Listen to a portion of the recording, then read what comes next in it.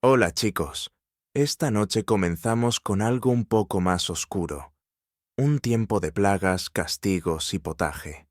Estamos sumergirse en cómo era realmente la vida durante la Edad Media. Olvídate de los castillos y la caballerosidad que Hollywood te vendió. La verdad, probablemente no durarías un solo día. Entonces, antes de que te sientas cómodo, tómate un momento para que te guste el video y suscríbete, pero solo si realmente disfrutas lo que hago aquí. Y házmelo saber en los comentarios desde dónde estás sintonizando y qué hora es para ti. Siempre es fascinante ver de quién se une a nosotros en todo el mundo. Ahora, atenúa las luces, tal vez encienda un ventilador para que sea suave zumbido de fondo. Y vamos a relajarnos juntos en el viaje de esta noche. Felicitaciones, acabas de despertar en el año 1325. Las buenas noticias, estás vivo. Las malas noticias, también lo son las pulgas. Tu cama es un colchón de paja medio podrido, relleno de insectos y heno que huele a piso de granero, porque era un piso de granero 3 hace meses. No hay espuma viscoelástica ni almohadas, y definitivamente no hay sábanas de algodón egipcio. Solo una manta de lana que no se ha lavado desde el invierno pasado, y ahora pesa aproximadamente tanto como una vaca pequeña por la suciedad acumulada. Tú parpadea despierto mientras la campana de la iglesia suena a lo lejos. Es la versión medieval de un despertador, solo que más fuerte y de alguna manera, incluso menos misericordioso. Su casa es una cabaña de madera con una habitación, sin ventanas y un encantador plano de planta de concepto abierto, donde su familia, ganado e insectos domésticos comparten el mismo espacio. El olor, es una sinfonía fragante. Una sutil mezcla de cerveza rancia, sudor humano, cabra y algo que rezas no es moho, pero probablemente no en tu alma lo sea. Velas perfumadas no se han inventado, e incluso si lo fueran, simplemente se derriten en el piso de tierra. Intentas estirarte, pero inmediatamente te arrepientes porque el aire se congela y te duelen las articulaciones. Tienes 22 años, viejo, que en términos medievales es aproximadamente de mediana edad. Tu columna vertebral se apelmaza como una vieja puerta de madera, y tus rodillas suenan como una bolsa de rocas siendo sacudidas por un campesino confundido. Levantarse de la cama es una apuesta. El piso está mojado por la lluvia de anoche, que se filtra a través del techo de paja, o con costras de algo. El pollo de tu vecino lo hizo. De cualquier manera, tus pies descalzos ahora son parte del ecosistema. Ah, y privacidad. ¿Qué es eso? Toda tu familia y tal vez un azar primo que nunca se fue se está despertando a tu lado. No hay dormitorio, ni cortinas, ni tiempo para mí, solo comunal todo. Bienvenido a la mañana en la Europa medieval, donde nunca estás realmente solo, porque los parásitos, los roedores y otras 8 personas siempre están contigo. Y así es como comienza tu día. Solo empeora a partir de aquí. Entonces, has logrado salir de tu pajar medieval de horrores. Felicidades. Ahora, la naturaleza llama. Y no está llamando cortésmente. Está gritando. Aquí está el parte en la que empiezas a extrañar el baño moderno.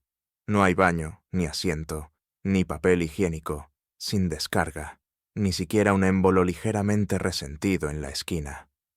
En el siglo XIV, aliviarse es una aventura, un experimento social, y a menudo un pequeño evento público. Si eres campesino, es probable que tu baño sea un balde de madera detrás de la casa, que ya está lleno porque el tío Wolf Stan tuvo una noche difícil después de comer nabos malos. El olor es bíblico. Tú aguantas, respira, haz tus negocios, y luego aquí está el truco. Tíralo al calle. Sí, la calle. Se supone que debes gritar algo como guardilú, antes tirándolo por la ventana. Eso es francés antiguo para mirar abajo, aunque, francamente, nadie se mueve lo suficientemente rápido.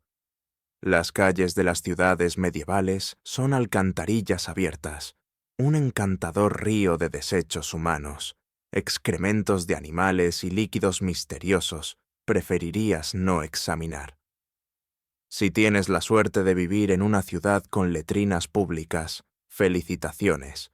Puedes sentarte hombro con extraños en una letrina donde la privacidad es un mito y la ventilación es una broma cruel. Puede hacer una pequeña charla, pero trate de no respirar demasiado profundamente. Papel higiénico. Nunca he oído hablar de eso. La mayoría de las personas se limpian con paja, hojas, trapos, musgo o, si sienten especialmente indulgente, un trozo de lana. A veces nada en absoluto, lo que podría explique por qué los apretones de manos aún no eran populares. Y si estás en un castillo, seguramente es mejor, ¿verdad? Bien, más o menos. Es posible que tenga una bata de guardia, un agujero en la pared que le baje la cintura directamente al foso. Gran idea, excepto que tus enemigos lo saben. Y sí, los atacantes a veces se subían por la cintura. Habla de entrar por la puerta trasera. Así, ya seas agricultor o varón, ir al baño en la Edad Media es un ritual de humillación. Hace frío, es público, es peligroso, y nunca deja de ser asqueroso. Un resbalón en un camino de piedra mojada, y tú eres el rostro primero en las obras de la humanidad. Y todavía no te has cepillado los dientes, pero llegaremos a eso a continuación. Sobreviviste al baño. Mereces una recompensa, ¿verdad? Tal vez un buen desayuno, algo cálido, delicioso, reconfortante. Disculpe, esto es medieval Europa. Nada es reconfortante aquí. El desayuno, si puedes llamarlo así, es un asunto sombrío. No hay huevos, Benedict. No hay máquinas de café chisporroteando despiertas. Y ciertamente, no hay tostadas de aguacate. Te sientas o te pones en cuclillas cerca del fuego junto a un cuenco de madera con algo que parece raspado de una bota embarrada. Bienvenidas a tu ración diaria de potaje. El potaje es un guiso espeso y melancólico, hecho de lo que sea. Puedes encontrar granos, tubérculos, tal vez algunos frijoles si tienes suerte. He estado cocinando a fuego lento en la misma olla durante días, a veces semanas, y los ingredientes nuevos simplemente se vierten encima de los viejos. Es menos de una receta y más de un experimento comestible en curso.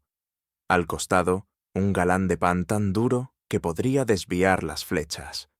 Está hecho de harina gruesa de centeno o cebada, a menudo abultada con serrín, bellotas molidas u otros ingredientes creativos, porque el trigo es la fantasía de un hombre rico. Este pan no es tu amigo. No lo rebanadas, negocias con él. ¿Qué hay de las bebidas? No estás bebiendo jugo de naranja o un café con leche de avena. Estás bebiendo cerveza.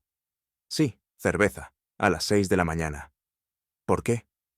Porque el agua está repleta de parásitos y suciedad. Entonces, comienzas el día con cerveza débil, bajo contenido de alcohol, alto supervivencia. Los niños también lo beben. Nadie está contento con eso, pero al menos no te matará de inmediato. Quiero algunos, carne o queso. Sigue soñando. Eso es para los domingos y días festivos de los santos, y solo si tu Señor se siente generoso.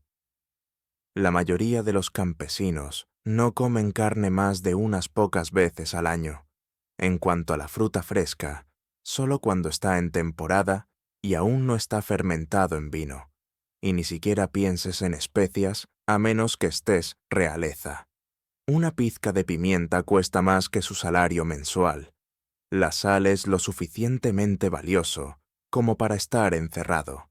Así que masticas tu pan arenoso, te tragas tu cerveza medieval y tratas de no pensar sobre la rata que pudo haber mordisqueado tu papilla por la noche. El desayuno no te da energía, simplemente te pasa a ti. Y ahora que está adecuadamente desnutrido, es hora de trabajar como si tu vida dependiera de ello, porque absolutamente lo hace. Entonces, te has comido tu triste medieval desayuno, y ahora es el momento de vestirse. No es que ayude. Tu guardarropa consiste exactamente en un atuendo. 1. Es una túnica de lana áspera o un cambio de lino que has usado todos los días durante meses, posiblemente años. No hay tal cosa como moda de temporada. Simplemente úselo hasta que se desintegre o le provoque una infección por hongos. Ropa interior opcional. Si tienes suerte, tal vez un lino debajo de la túnica.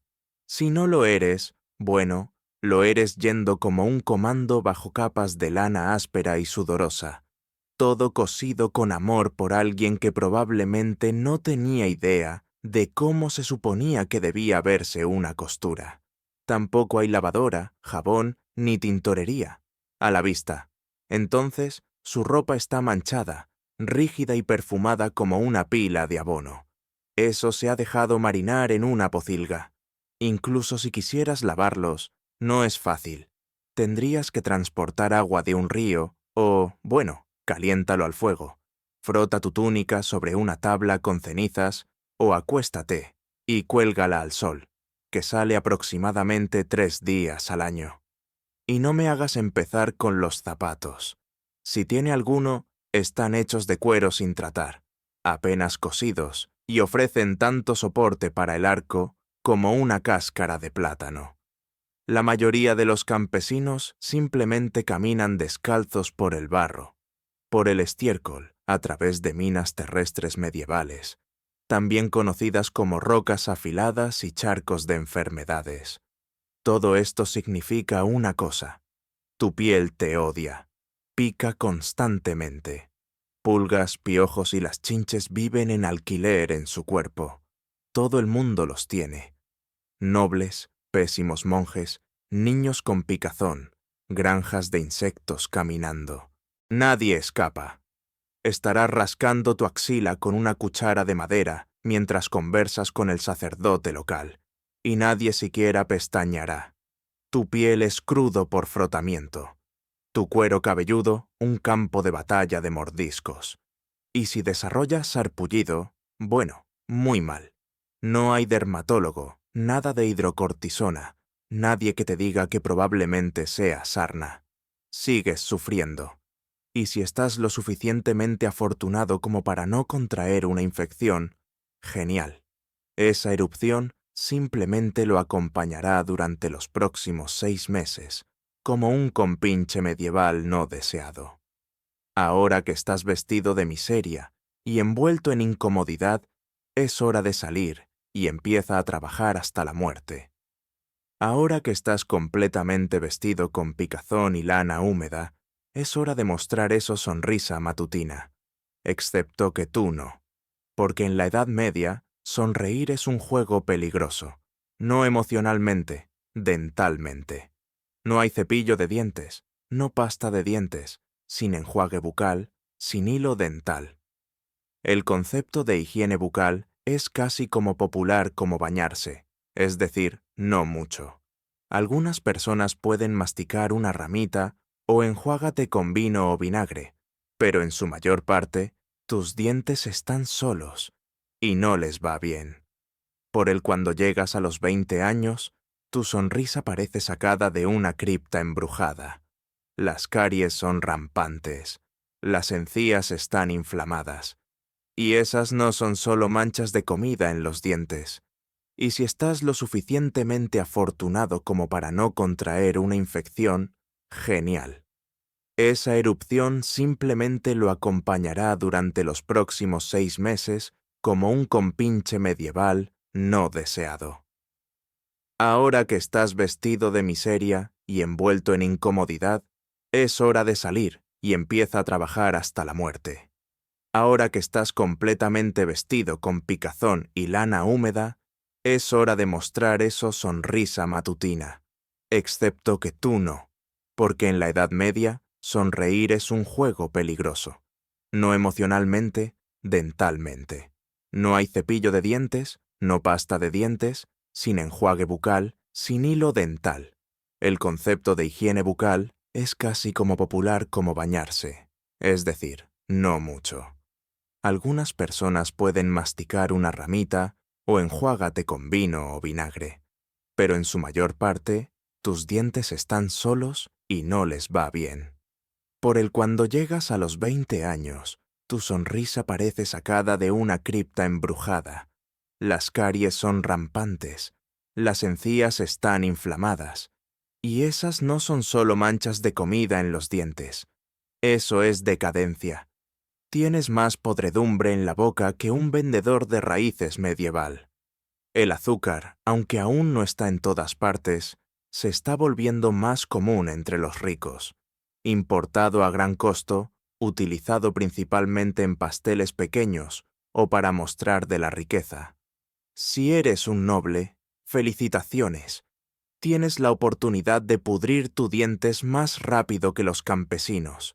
Si eres pobre, lo harás lentamente con el tiempo con pan fermentado, arenoso gachas de avena y años de masticación dura. Dolores de muelas, acostúmbrate a ellos. Ellos son como el clima medieval, siempre ahí de fondo. El tipo de dolor que te hace considerar orar, beber o sacando el diente usted mismo con un par de alicates. Y eso no es una broma. Ese era el tratamiento real. Dentistas realmente no existía. Pero los cirujanos barberos, sí, sí. El mismo tipo que corta tú el cabello también está arrancando el MERS a la luz de las velas con un gancho de hierro y sin anestesia. Diente infectado. Espero que como fiebres, porque sin antibióticos puede convertirse fácilmente en sepsis y matarlo de un dolor de muelas. Eso es correcto. Lo mismo que nos envía a una farmacia, hoy podría ser tu funeral en el 1300. Y tampoco hay alivio en el frente social. Besos, buena suerte. Ayetosis, mala la respiración, está en todas partes. Si eres soltero, no te juzgan por tu sonrisa. Eres juzgado por tu tierra y tu ganado. En resumen, tu boca es un campo de batalla, y es perdiendo la guerra. Ahora que te están palpitando los dientes, salgamos afuera, porque tu verdadero trabajo, el que te romperá la espalda, apenas está comenzando. Tiempo para ir al trabajo, excepto que no hay oficina, ni escritorio, ni pausa para el café, y no posibilidad de ascenso. Tu trabajo, si eres como el 90% de la población, es simple. No mueras mientras trabajas por la comodidad de otra persona. Eres un campesino. Felicitaciones. Eso significa que trabajas la tierra que pertenece a un señor que probablemente no recuerda tu nombre. Te levantas con el toma el sol y detente solo cuando desaparezca detrás de los árboles. Tus herramientas, una de madera azada, una hoz oxidada y cualquier hueso que aún esté intacto en tu cuerpo. No hay fin de semana. No hay salida de reloj. Solo hay amanecer hasta el atardecer. 6 días, una semana. El domingo es libre, pero solo si no estás cosechando, luchando asaltantes o rezando febrilmente para que su dedo infectado deje de ponerse negro. El trabajo es brutal. Los campos son arado a mano o con bueyes, si eres lo suficientemente rico como para permitirte uno. Tú cavas zanjas, cose semillas, arranca malezas y lleva agua hasta que tu columna vertebral comience a recuerda la letra S. A nadie le importa si estás cansado. Nadie pregunta cómo la salud mental está funcionando. Si eres mujer, sorpresa. No solo haces campo trabajo, tú también cuidas de los niños. Limpiar, cocinar, hilar lana, alimentar animales, y imagina que la infestación de piojos de tu esposo no está migrando lentamente a tu lado de la cama. Niños comienzan a ayudar alrededor de los 5 años.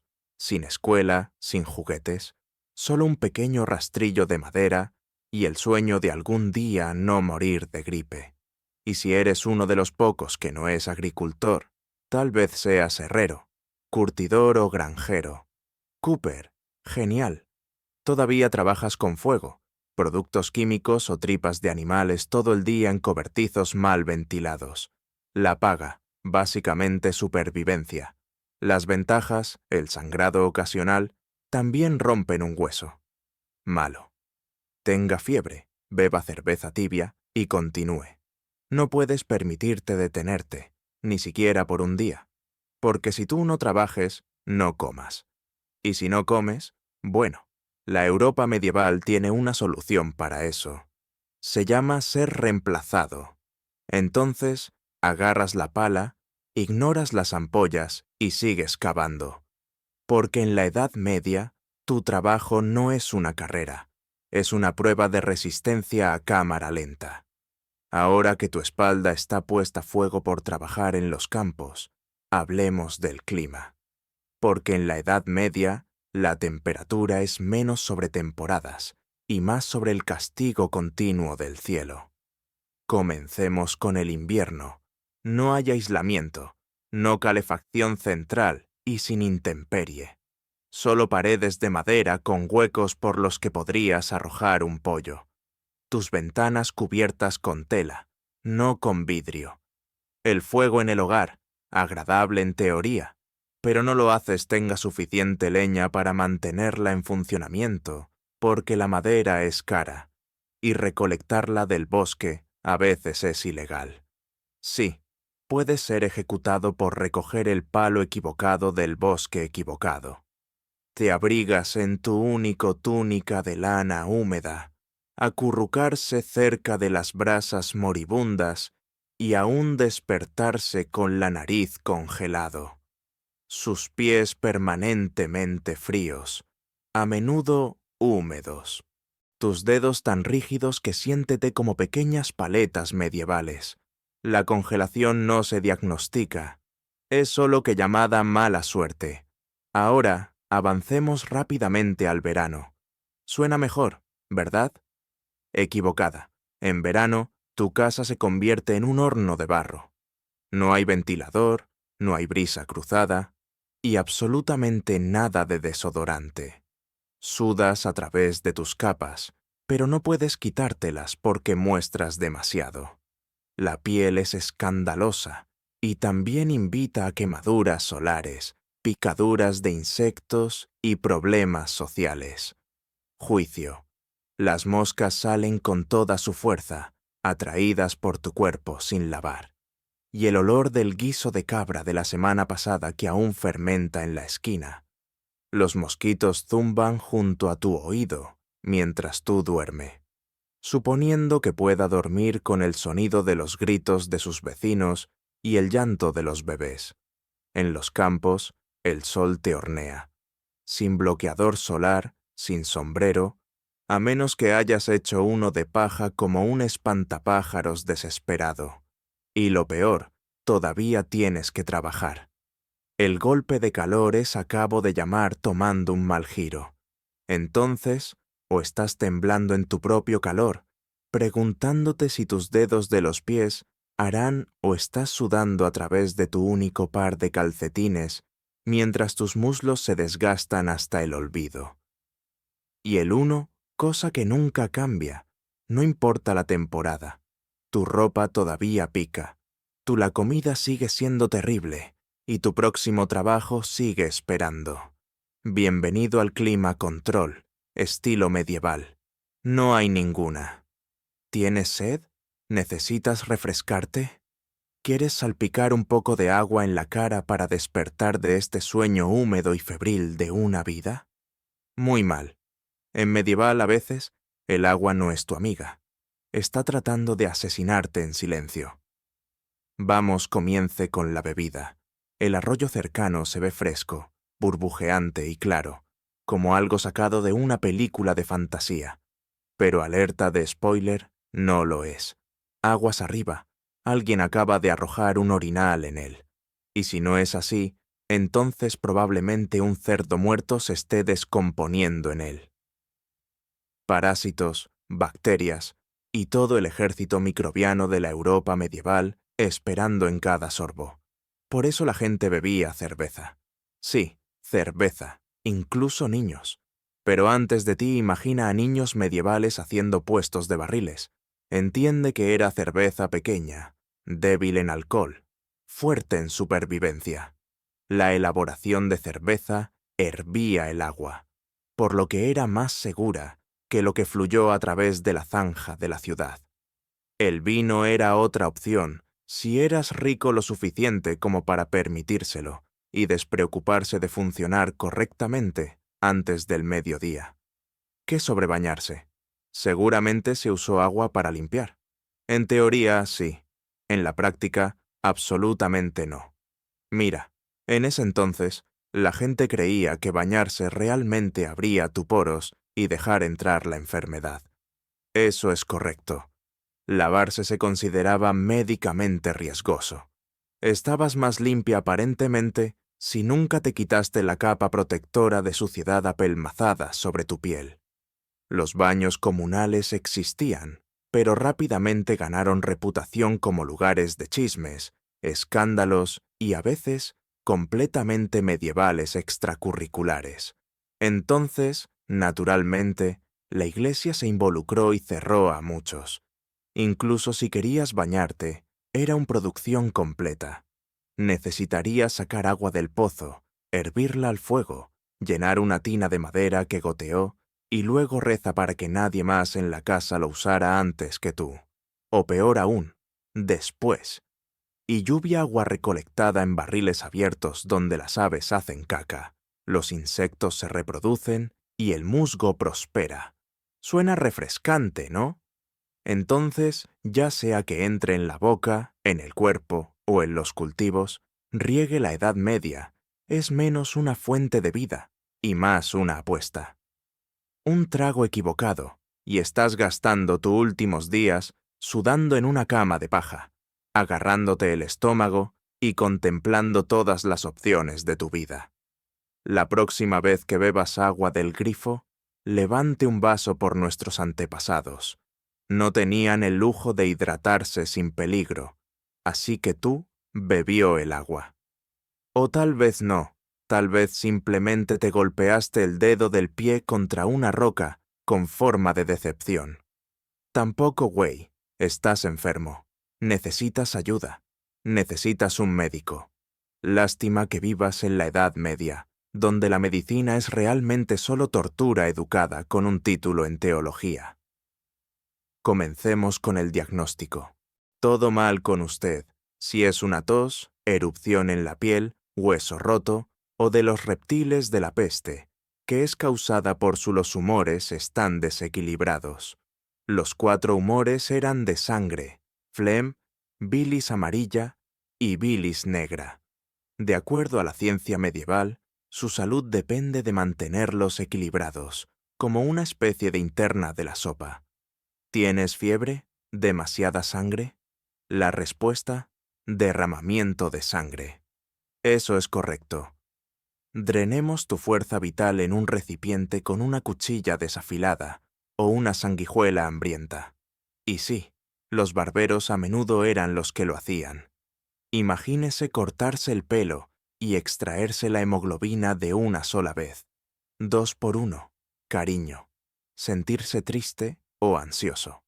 Eso es claramente un exceso de bilis negra. ¿La cura? Laxantes. Tal vez una cálida purga de hierbas o simplemente oraciones y un comprima en frío mientras todos evitan el contacto visual con usted y comienzan a tallar su ataúd. Ahora, si te rompes un hueso o te pones una herida desagradable, estás en verdaderos problemas. No hay anestesia a menos que cuentes desmayarse por el dolor. La cirugía se hace con cuchillos que no se han limpiado desde las cruzadas. Las herramientas se calientan sobre el fuego, no por esterilización, sino porque así se ven más aterradoras. Antibióticos a siglos de distancia. La teoría de los gérmenes aún no se ha inventado. Piensan que la enfermedad viene del mal aire o de que Dios esté molesto con tus fallas morales. ¿Tengo estómago? ¿Dolor?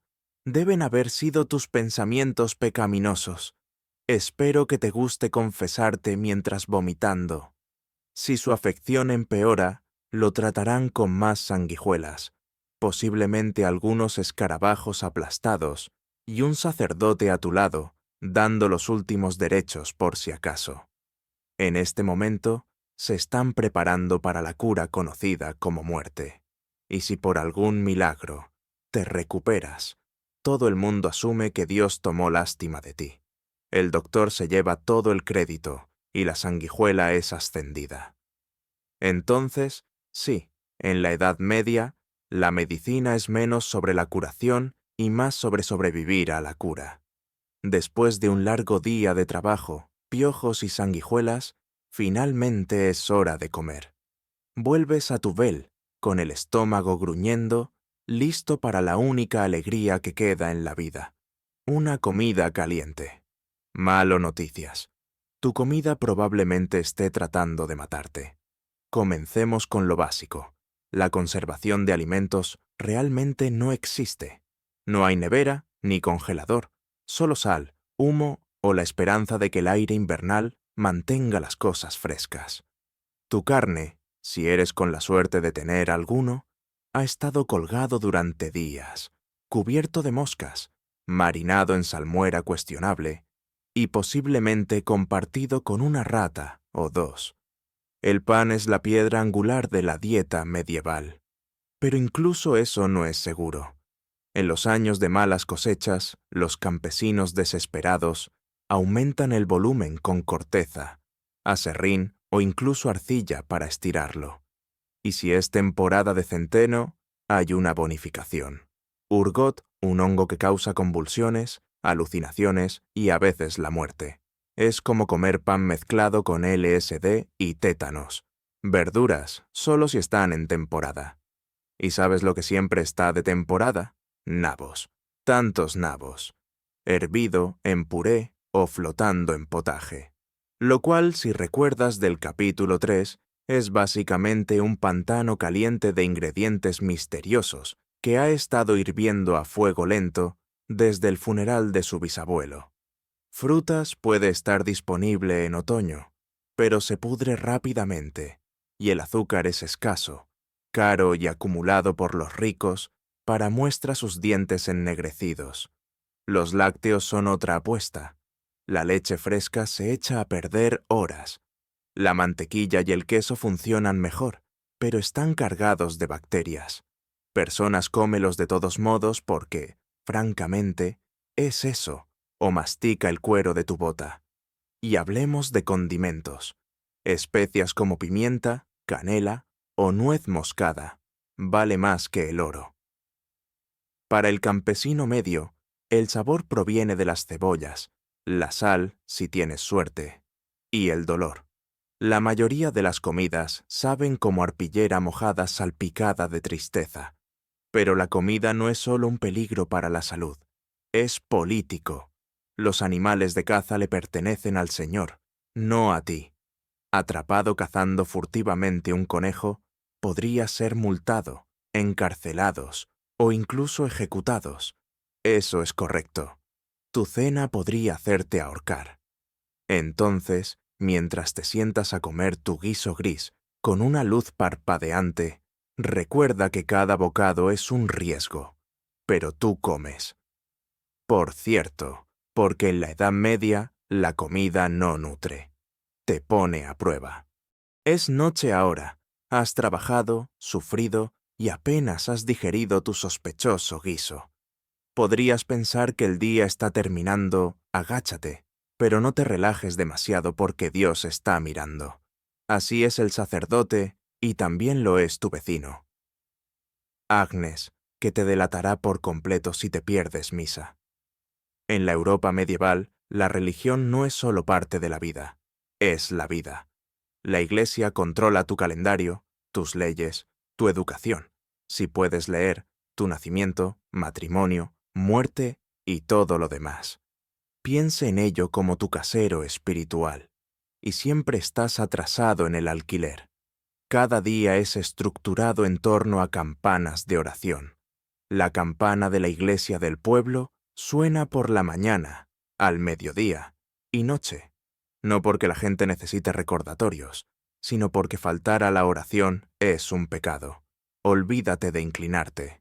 Cine. Comer carne en un viernes. Cine. Piensa en la esposa de tu vecino en ese sueño. Doble pecado. Y sí, el infierno es muy real, vívidamente real. Los sacerdotes lo describen con glorioso detalle. Ríos de fuego, lagos de sangre hirviendo, demonios con horcas y lamentos eternos. Si la plaga no asusta tú, la condenación eterna definitivamente lo harás. No puedes leer la Biblia tú mismo porque está escrita en latín, un lenguaje reservado para monjes, clérigos y ese chico noble que es demasiado bueno para la suciedad. Confías en la iglesia para interpretar todo por ti. Eso significa que si el sacerdote dice que su cosecha falló, es porque no oró lo suficiente. Bueno, es hora de arrodillarse más fuerte. Los diezmos, la 10ª parte de todo lo que posees, son obligatorio. Si cultivas trigo, das trigo. Si crías pollos, das huevos. Si no tienes nada, felicidades. Estás espiritualmente en bancarrota y financieramente condenado. Vacaciones son días santos, docenas de ellos, y aunque ofrecen descansos del parto, no son por diversión. Por lo tanto, asistir a misa, ayunar, confesar pecados y recordarte a ti mismo esa alegría es una indulgencia peligrosa. Cuestionar a la Iglesia es peligroso. Los herejes son quemados, las brujas ahogadas, los blasfemos azotados y los escépticos se reforman rápidamente. Así que sigue los movimientos. Tú cantas, te inclinas, rezas para que tu alma, después de soportar esta vida sucia, finalmente pueda aterrizar en el paraíso, suponiendo que le gustes al sacerdote. Porque en la Edad Media, Dios puede ser misericordioso, pero la Iglesia no tanto. Si pensabas que ser medieval el campesino era rudo, intenta hacerlo como mujer. Toda la inmundicia, el hambre y el miedo, además del parto, la sumisión y la invisibilidad social. En la Edad Media, ser mujer es como estar en modo difícil, sin pociones de salud y sin botón de reinicio. Desde el nacimiento, el camino de la vida de una niña está prácticamente encerrado. Cásate joven, ten hijos, sirve a tu marido, muere cansado. Educación no es probable. A menos que seas de una familia noble y te envíen a un convento, tu desarrollo intelectual se detiene en el momento en que aprendes a batir mantequilla y remendar una túnica. Matrimonio sucede temprano, muy temprano. No es raro estar prometida a los 12 años y embarazada a las 14. No se trata de amor, se trata de tierra, ganado y alianzas. Su opinión no requerida. Una vez casada, básicamente eres propiedad de tu esposo. Tu trabajo es producir aires, alimente a todos, mantenga la casa funcionando y no se queje. Porque quejarse puede hacer que lo califiquen de molesto o, peor aún, de bruja. Esa etiqueta viene con un ahogamiento o quemado complementario, según la moda local. Nacimiento de un hijo es una lotería de la muerte. No hay atención prenatal, ni herramientas estériles, ni anestesia. Las parteras hacen todo lo posible, pero incluso complicaciones menores pueden significar la muerte de la madre, el niño o ambos. Algunas mujeres sobreviven a 10 embarazos. Muchos tampoco sobreviven. Pero no lo hagas, preocúpate. Una vez que el bebé está fuera, tu trabajo aumenta. Ahora tienes un bebé gritando en una choza plagada de piojos y estás se espera que amamante, cocine, limpie y aún ayude en los campos. Usted no recibe un descanso. Eres el descanso para todos los demás. Si estás soltero, tienes sospechoso. Si usted es viudo, vulnerables. Si eres franco, peligroso. Las mujeres que no se ajustan a menudo eran acusadas de brujería, especialmente si tenían conocimiento herbario, un fuerte de la personalidad, o solo se veía a alguien divertido en un lluvioso martes. Incluso en el de la iglesia, su papel es limitado. Monjas vivieron bajo reglas estrictas. No hablar sin permiso, no hay libertad de movimiento, y su valor espiritual siempre encontraba debajo de los hombres. En resumen, si eres una mujer en la Edad Media, se espera que soporta, obedece, reproduce y sufre en silencio, idealmente mientras sonríes. Porque incluso en una época de sufrimiento universal, de alguna manera se esperaba que las mujeres sufrieran con gracia. Hasta ahora has luchado contra la inmundicia, el hambre, la injusticia social y posiblemente una cabra. Pero justo cuando crees que tu día no puede empeorar, aquí viene violencia. Ruidoso, sangriento y a menudo completamente aceptable para la Edad Media estándares. Seamos claros, la Edad Media no fue pacífica. La idea de ley y el orden significaba principalmente esperar que el señor local no estuviera de mal humor. La violencia es en todas partes, en el hogar, en las calles, en el campo de batalla, en disputas eclesiásticas y, a veces, en la fila en la comunidad horno de pan. El crimen es común, el castigo es brutal y la justicia es más arte de performance que protección. Roba una barra de pan, podrías perder una mano, acusado de mentir. Tu lengua podría perforarse, chismorrear demasiado, conocer a la novia del regañón, un máscara de metal atada a la cabeza con una barra en la boca. Para corrección, por supuesto. Digamos que te acusan de algo serio. Herejía, robo, brujería. ¿Cómo demuestras tu inocencia? Siendo torturado, obviamente. Bienvenido al juicio por ordalía. Una versión, metes la mano en agua hirviendo para recuperar una piedra. Si se cura sin infección en 3 días, eres inocente.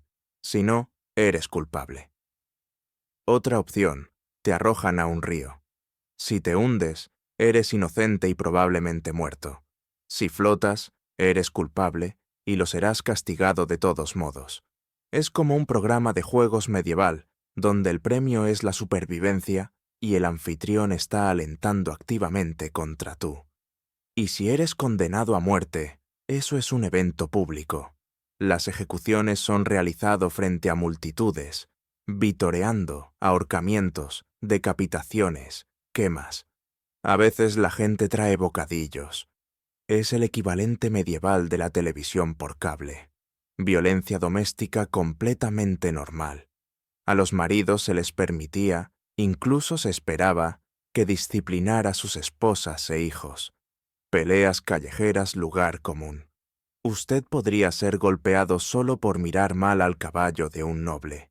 Y la guerra siempre hierve a fuego lento. Disputas locales, territoriales disputas, cruzadas religiosas. Alguien siempre se marcha para apuñalar a alguien más en nombre del honor, Dios o el aburrimiento. La violencia no es un colapso de la sociedad en la Edad Media. Es la sociedad. Todos viven con el conocimiento constante de que la vida es frágil, la justicia es arbitraria y que tu vecino podría golpearte la cabeza en más de un cerdo. Por lo tanto, camine con cuidado, mantenga los ojos bajos y nunca confíe en nadie con un garrote. En este punto, has superado los piojos, las sanguijuelas, los sin lavandería, miseria y la amenaza inminente de destierro público. Pero ahora viene la final capítulo de la mayoría de las vidas medievales. Una muerte temprana y poco glamorosa. Glamorosa. Si estás vivo y aún respirando más allá de los 40 años, eres prácticamente una celebridad. Incluso podrías ser referido como el viejo uno, que es menos un apodo y más un milagro estadístico. Vamos a desglosarlo.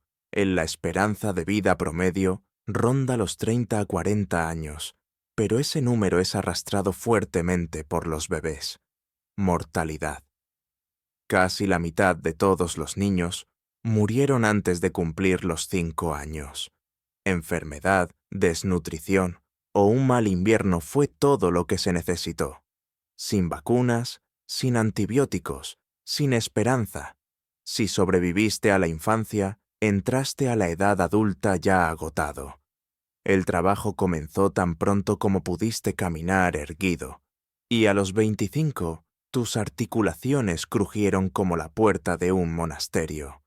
Usted puede ser faltan varios dientes, un dedo y lo más original de su optimismo. Las mujeres enfrentan una forma particularmente mortal de gauntlet, el parto.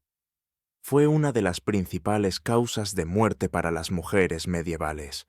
No hay alivio del dolor, sin intervención médica, solo la oración, agua caliente y alguien sosteniendo su mano mientras se desangró en una paja de peluche en la cuna.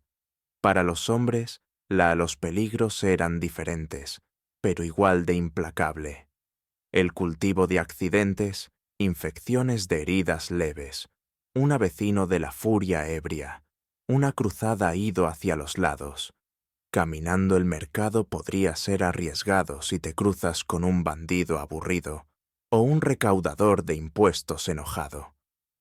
La muerte también podría venir en silencio de la peste, que convirtió las ciudades en cementerios, de la noche a la mañana, o de la hambruna, que podría durar temporadas enteras, adelgazando pueblos enteros, o de la mala suerte, como comer granos en mal estado y pasando tus últimas horas alucinando y gritando a las paredes. Y funerales, tuviste suerte si conseguiste uno.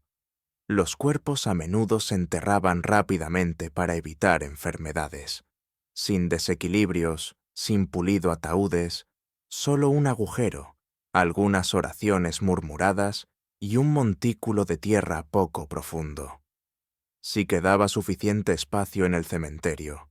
Así que sí, en la época medieval, la vida era brutal, corta y constantemente asediada por la muerte en todo su casual formularios. No te jubilaste. Acabas de dejar de aparecer. Y hablando de salidas, pasemos al capítulo final. El sueño medieval muere. Así, ¿cómo ha sido tu día? Te has despertado en la inmundicia, aliviado en un balde, te cepillaste los dientes con ilusiones, casi te desmayas de hambre. Trabajaste hasta que tu columna lloró pidiendo misericordia. Se abrió camino a través de la lana que pica. Oró para no contraer la peste y apenas esquivó una ejecución pública por poseer una ardilla. Bienvenido a un solo día en la Europa medieval. ¿Todavía soñando con convertirse en un caballero? Piénsalo de nuevo. Esa versión romántica de la Edad Media. Galán espadachines, nobles damas en torres, batallas heroicas y fiestas a la luz de las velas grandes salones. Es un mito pulido por los cuentos de hadas y los libros de fantasía. En verdad, el mundo medieval era arenoso, cruel y profundamente injusto. La jerarquía era todo. Si naciste pobre, te quedaste pobre. Si naciste rico, felicitaciones. Tenías más posibilidades de sobrevivir, pero todavía estabas a una mala sopa de la disidencia y un apresurado entierro. Ni siquiera los nobles eran inmunes a la miseria. Los castillos eran de piedra con corrientes de aire refrigeradores llenos de pulgas, humo y matrimonios por motivos políticos. Claro, tenías una capa de piel y una copa de vino, pero también un 50% de posibilidades de morir en una escaramuza o por una astilla infectada. No es exactamente lujo. Los tiempos más simples no fueron simples. Fueron implacables. Todo tomó más tiempo. Todo dolía más. Todo, desde el parto hasta la masticación, vino con consecuencias. La vida era supervivencia, no ocio. Y si encontraras un silencio momento para pensar, soñar, imaginar algo mejor, no había mucho de ti podría hacer con eso. sin movilidad ascendente, sin medicina moderna, sin Internet para Google. ¿Qué es esta erupción extraña? Viviste, sufriste, trabajaste y moriste en un radio de 10 millas de donde naciste. Pero aquí está la parte más salvaje. A pesar de todo esto, la gente todavía reía, cantaba canciones, contaba historias, se enamoraba y encontraba significado. No porque la vida fuera fácil, sino porque los humanos somos tercos así. Incluso en los capítulos más oscuros, hicieron espacio para la luz. Así que esta noche, cuando te metas en tu cama limpia con plomería interior, antibióticos y calefacción central, tal vez dar las gracias en silencio al mundo moderno y a sus antepasados que lucharon ratas, hambruna y feudalismo. Así que no tendrías mucho antes de ser Catalina la Grande, emperatriz de toda Rusia, maestra de la reforma e ícono de la ambición, fue simplemente Sophie, nacida Sophie Federica Augusta von Anhalt-Zerbst en 1729. Ella era la hija de una familia principesca alemana relativamente oscura.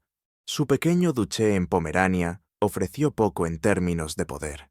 Pero Sophie misma, ella tenía algo sin título podría proporcionar: inteligencia afilada, encanto implacable y un ambiente silencioso y ardiente, hambre de grandeza. Su educación fue estricta. Su madre, Johanna, tenía frío. Y calculador, no una figura cálida y afectuosa, sino un escalador social obsesionado con estatus. El padre de Sophie, un oficial prusiano, estaba más distante que disciplinario. Desde muy joven, Sophie aprendió a caminar por la delgada línea entre la obediencia y la astucia. Ella leyó vorazmente, hablaba varios idiomas y aprendió a observar una habitación antes de hablar en ella.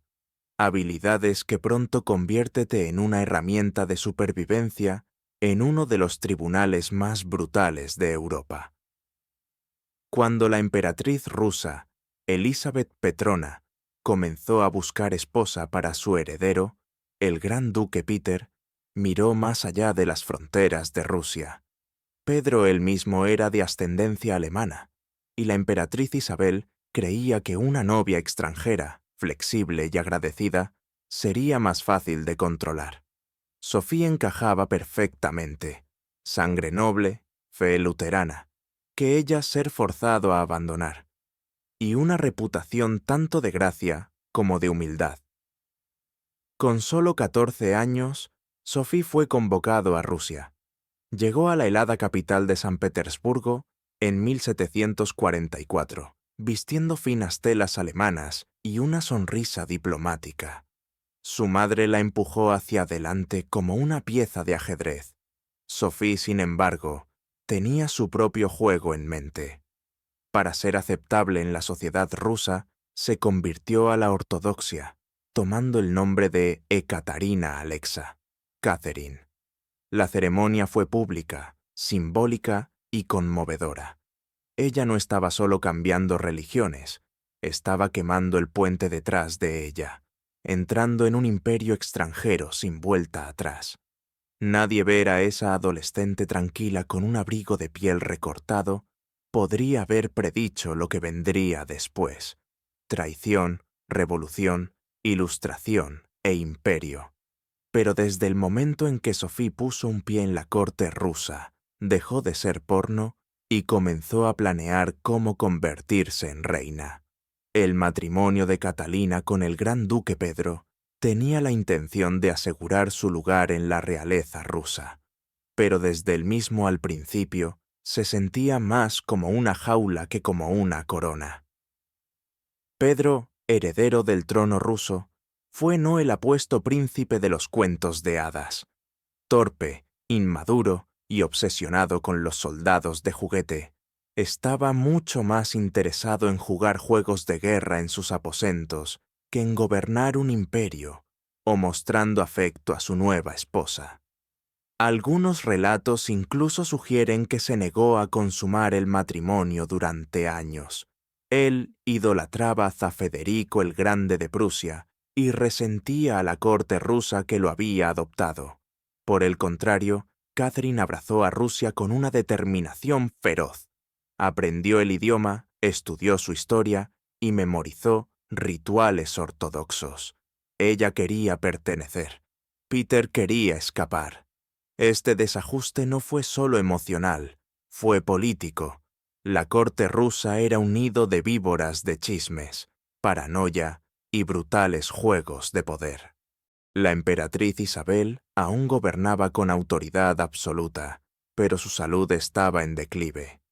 Todos sabían que se avecinaba una transición y todos tenían una agenda. Catherine era vigilada constantemente. Sus cartas eran read, sus amistades monitoreadas y cada uno de sus movimientos analizados. Ella no podía confiar en ella. Esposo, su madre, que todavía le susurraba al oído en nombre de intereses extranjeros o incluso de ella sirvientes. En este mundo, las alianzas podrían convertirse en acusaciones de la noche a la mañana. Pero Catherine no era tonta. Aprendió a jugar los partidos de la corte en silencio, cultivando aliados en las sombras. Ella cautivó a oficiales militares, se hizo amigo de académicos y desarrolló una reputación de dignidad y moderación, un marcado contraste con las rabietas infantiles de su esposo y el abierto desprecio por las tradiciones rusas. A puerta cerrada, Catherine comenzó a leer a pensadores de la Ilustración como Voltaire y Montesquieu. Mientras que otros la veían como una joven consorte, ella estaba construyendo una visión, no solo para ella, sino para Rusia, una nación de fuerza, educación y razón. Pero había un problema. Cuanto más vivía Peter, más tiempo permanecía Catherine en el limbo, una esposa impotente para un hombre incapaz de gobernar. Así que esperó, observó y planeó. Ella conocía el trono ruso no sería heredado, tendría que ser tomada. En 1762, después de casi 2 décadas de esperar, observar y maniobrar en silencio, Catherine vio su momento y lo aprovechó con una precisión impresionante. La emperatriz Isabel había muerto y Pedro, ahora Pedro III, finalmente fue zar. Pero su reinado comenzó a desmoronarse casi inmediatamente. En tan solo unos pocos meses, Pedro alienó a la Iglesia, ofendió a la nobleza, insultó al ejército y prodigó elogios a Prusia, la antigua Rusia enemigo. Revirtió políticas clave, humilló al clero y habló abiertamente sobre divorciarse de Catherine para casarse con su amante. La corte, ya desconfiada de su comportamiento errático, se enfrió. El ejército, lleno de generales leales a Catalina, refunfuñando en los pasillos. Incluso ordinario los rusos, devotos y patriotas, veían a Pedro como un títere extranjero que se burlaba de él, sus tradiciones. Catherine, viendo cómo se desarrollaba todo esto, hizo su movimiento. En julio de ese mismo año, mientras Peter estaba ausente en su palacio de verano, Catherine lanzó un incruento cupetar. Con el apoyo de oficiales militares clave, incluido su amante, Gregory Olav, y sus influyentes hermanos, ella cabalgó por San Petersburgo. Con todas las insignias fue proclamada emperatriz Catalina II y se ganó la lealtad de la poderosa Guardia Imperial.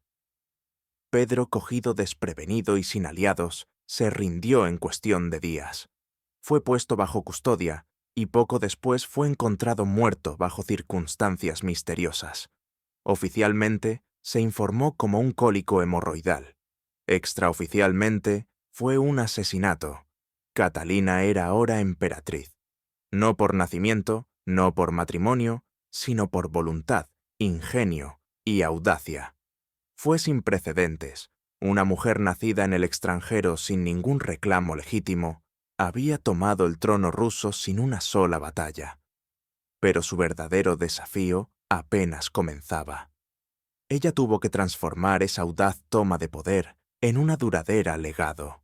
¿La aceptaría Rusia? ¿Sería la nobleza respecto a ella? ¿Podría ella sostener el imperio sin caer víctima de la misma suerte que su marido? Catherine se entiende que el poder ganado a través de la intriga podría perderse con la misma facilidad. Necesitaba gobernar no como una intrigante, sino como una visionaria. Y así comenzó su transformación de una conspiradora cuidadosa a una emperatriz reformadora.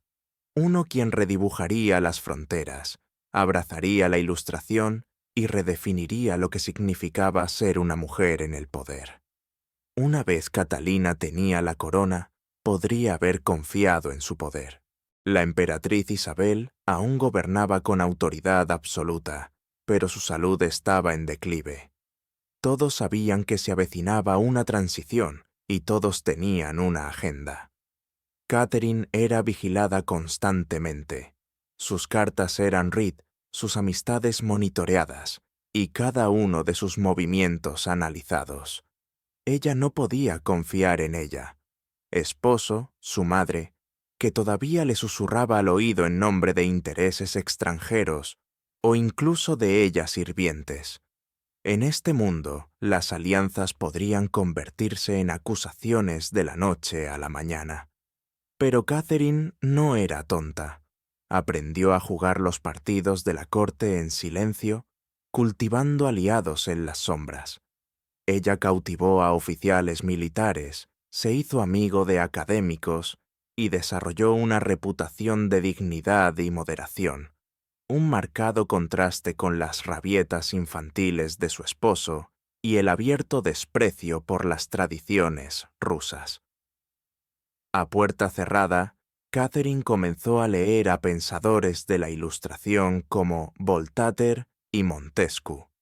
Mientras que otros la veían como una joven consorte, ella estaba construyendo una visión, no solo para ella, sino para Rusia, una nación de fuerza, educación y razón. Pero había un problema. Cuanto más vivía Peter, más tiempo permanecía Catherine en el limbo, una esposa impotente para un hombre incapaz de gobernar. Así que esperó, observó y planeó. Ella conocía el trono ruso no sería heredado, tendría que ser tomada.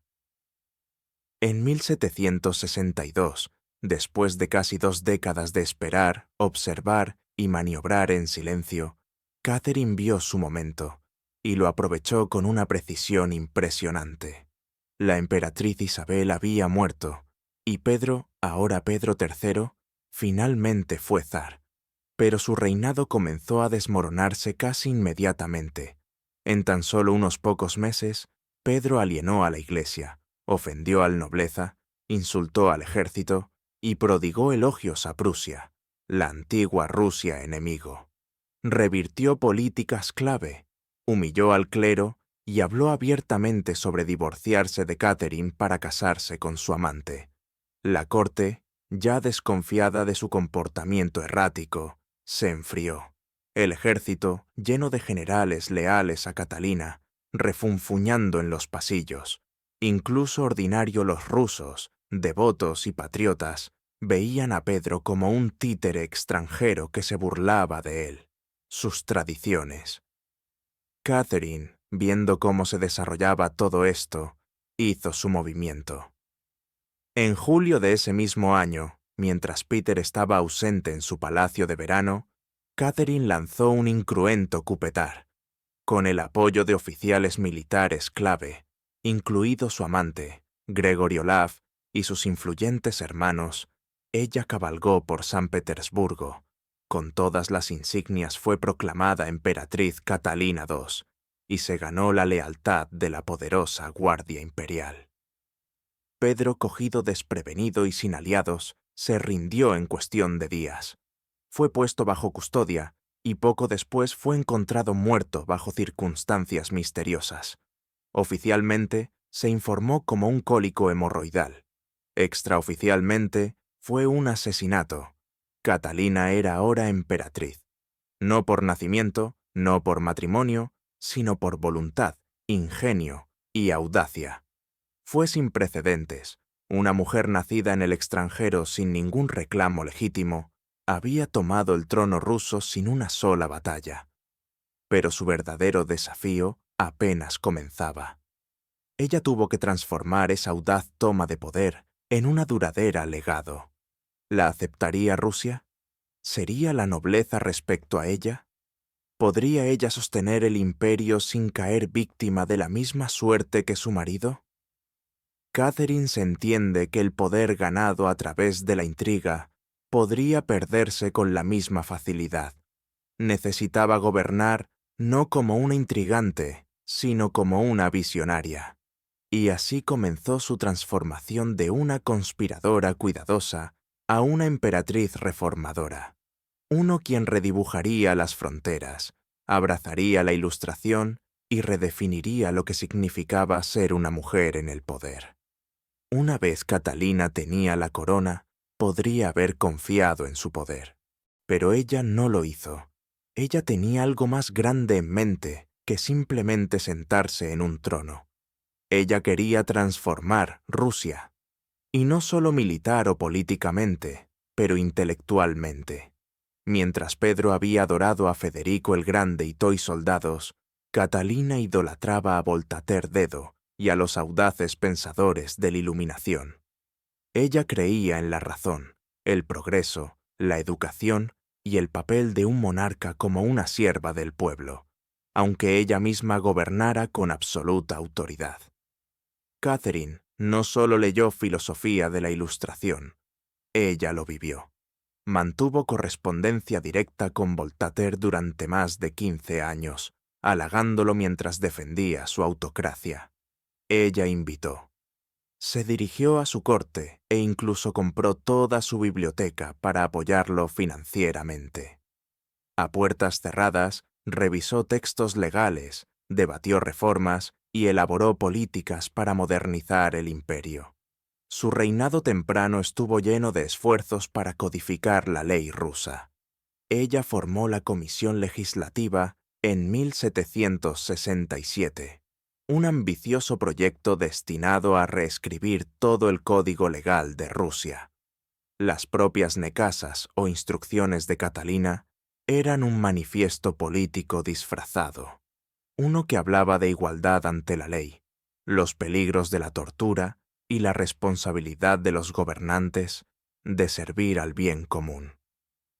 Para una emperatriz en la Rusia del siglo XVIII, fue radical, pero los ideales de la Ilustración tenían que sobrevivir a las realidades de Rusia, una vasta feudal, tierra profundamente conservadora gobernada por nobles a quienes les gustaban sus olas exactamente donde fueron, por debajo de ellos. Catherine sabía que esto, mientras que abogó por la reforma, se trasladó con cuidado. Ella suprimió algunas formas de tortura, de acceso expandido para secular la educación, y construyó escuelas y bibliotecas. Pero ella también reafirmó la nobleza del control sobre su serf para mantenerlos leales. Este fue Catalina acto de equilibrio, un filósofo de la reina en pública, una emperatriz práctica en privado. Ella caminaba por la cuerda floja entre la ideología y la supervivencia, entre el resplandor de los salones de París y la arenosa de la política de Moscú. Su visión de Rusia era audaz, pero siempre se calcula. En muchas maneras, Catherine no estaba tratando de hacer europea a Rusia. Ella estaba tratando de modernizar Rusia en sus términos. Y eso significaba reforma, sí, pero con mano de hierro en guante de terciopelo. Catherine no estaba contenta con reformar Rusia desde dentro. Ella quería expandirlo hacia afuera para convertirlo en un imperio digno de temor, admiración y envidia. Donde Pedro el Grande había abierto una ventana al oeste, Catalina tenía como objetivo derribar las paredes. Bajo su liderazgo, las fronteras de Rusia se extendieron más que nunca. Ella libró guerras no solo para defender su corona, sino para remodelar el mapa de Europa. Una de sus campañas más significativas fue contra el Imperio Otomano. Estas guerras lucharon en oleadas durante las décadas de 1760 y 1770. No se trataba solo de territorio, se trataba de influencia. Catherine se vio a sí misma como libertador de los cristianos ortodoxos que vivían bajo el dominio musulmán y como legítimo protector de Europa del Este.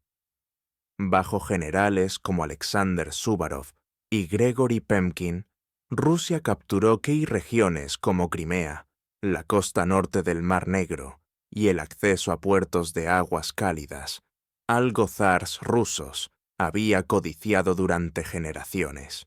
La emperatriz Isabel aún gobernaba con autoridad absoluta, pero su salud estaba en declive. Todos sabían que se avecinaba una transición y todos tenían una agenda. Catherine era vigilada constantemente. Sus cartas eran read, sus amistades monitoreadas y cada uno de sus movimientos analizados. Ella no podía confiar en ella. Esposo, su madre, que todavía le susurraba al oído en nombre de intereses extranjeros o incluso de ella sirvientes. En este mundo, las alianzas podrían convertirse en acusaciones de la noche a la mañana. Pero Catherine no era tonta. Aprendió a jugar los partidos de la corte en silencio, cultivando aliados en las sombras. Ella cautivó a oficiales militares, se hizo amigo de académicos y desarrolló una reputación de dignidad y moderación, un marcado contraste con las rabietas infantiles de su esposo y el abierto desprecio por las tradiciones rusas. A puerta cerrada, Catherine comenzó a leer a pensadores de la Ilustración como Voltaire y Montesquieu.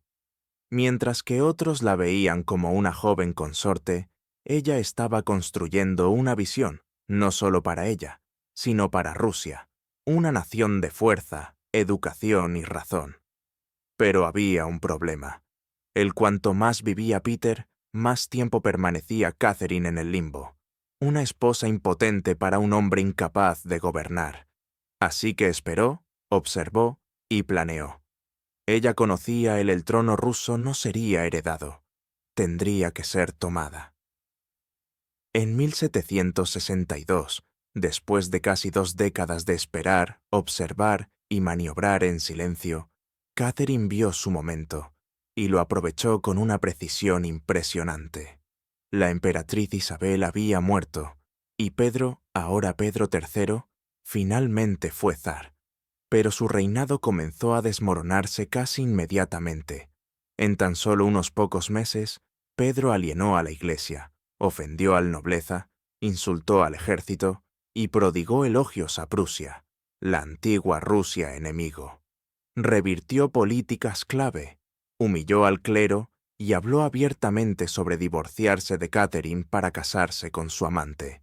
La corte, ya desconfiada de su comportamiento errático, se enfrió. El ejército, lleno de generales leales a Catalina, refunfuñando en los pasillos. Incluso ordinario los rusos, devotos y patriotas, veían a Pedro como un títere extranjero que se burlaba de él, sus tradiciones. Catherine, viendo cómo se desarrollaba todo esto, hizo su movimiento. En julio de ese mismo año, mientras Peter estaba ausente en su palacio de verano, Catherine lanzó un incruento cupetar.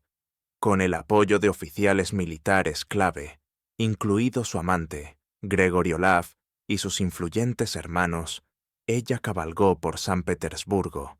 Con todas las insignias fue proclamada emperatriz Catalina II y se ganó la lealtad de la poderosa Guardia Imperial. Pedro, cogido desprevenido y sin aliados, se rindió en cuestión de días. Fue puesto bajo custodia y poco después fue encontrado muerto bajo circunstancias misteriosas. Oficialmente, se informó como un cólico hemorroidal. Extraoficialmente, fue un asesinato. Catalina era ahora emperatriz. No por nacimiento, no por matrimonio, sino por voluntad, ingenio y audacia. Fue sin precedentes, Una mujer nacida en el extranjero sin ningún reclamo legítimo, había tomado el trono ruso sin una sola batalla. Pero su verdadero desafío apenas comenzaba. Ella tuvo que transformar esa audaz toma de poder en una duradera legado. ¿La aceptaría Rusia? ¿Sería la nobleza respecto a ella? ¿Podría ella sostener el imperio sin caer víctima de la misma suerte que su marido? Catherine se entiende que el poder ganado a través de la intriga podría perderse con la misma facilidad. Necesitaba gobernar no como una intrigante, sino como una visionaria. Y así comenzó su transformación de una conspiradora cuidadosa a una emperatriz reformadora. Uno quien redibujaría las fronteras, abrazaría la Ilustración y redefiniría lo que significaba ser una mujer en el poder. Una vez Catalina tenía la corona, podría haber confiado en su poder. Generaciones. Estas victorias no fueron solo militares, fueron simbólico. Con cada conquista, Catalina enviaba un mensaje. Rusia ya no era el primo lejano atrasado de Europa, era una fuerza continental. Ella también se volvió su mirada hacia el oeste. En una serie de acuerdos y maniobras diplomáticas, Catherine participó en las particiones de Polonia, dividiendo la mancomunidad polaca-lituana en apuros junto con Austria y Prusia. Al final de la tercera partición, en 1795, Polonia fue borrada del mapa y Rusia reclamó vastas tierras nuevas y millones de nuevos súbditos. Pero Catalina no solo conquistó con ejércitos, ella también colonizado con ideas. Se construyeron nuevas ciudades, se ampliaron las rutas comerciales. Los colonos alemanes fueron invitados a cultivar tierras de cultivo rusas. El imperio se convirtió en un mosaico del hielo, desde el Báltico hasta las costas bañadas por el sol del Mar Negro. Y a pesar de todo, Catherine siguió siendo la fuerza central, leyendo informes, emitiendo órdenes y personalmente supervisando la forma de su imperio en expansión. Los críticos la acusarían de tener hambre de poder, incluso imperialista. Pero para Catherine, la expansión no era ambición, era el destino. Una gran gobernante, ella creía, se midió no solo por ideas, sino por fronteras. Ella no solo quería gobernar Rusia, ella quería rehacerlo como un imperio civilizado, temido por sus enemigos, respetado por sus pares y leal a ella sola. A pesar de toda su brillantez y poder, Catalina la Grande era igual de famosa por lo que sucedía detrás de las puertas del palacio. Y no todo fue susurrado en las bibliotecas. La vida privada de Catherine se convirtió en una de las más comentadas aspectos de su reinado.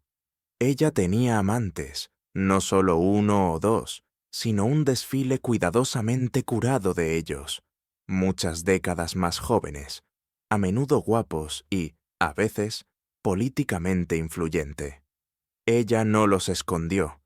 De hecho, a menudo los recompensaba con títulos, propiedades y pensiones si se portó bien. Si no, eran despedidos en silencio, a veces con un cortés agradecimiento, tú y un ascenso. Entre los más importantes de estos amantes estaba Gregory Pemkin, un hombre tan brillante como él audaz. Su relación desdibujó las líneas entre el romance, la política y asociación. Algunos historiadores creen que incluso se casaron en secreto. Juntos dieron forma a campañas militares, proyectos de colonización y la transformación del sur de Rusia.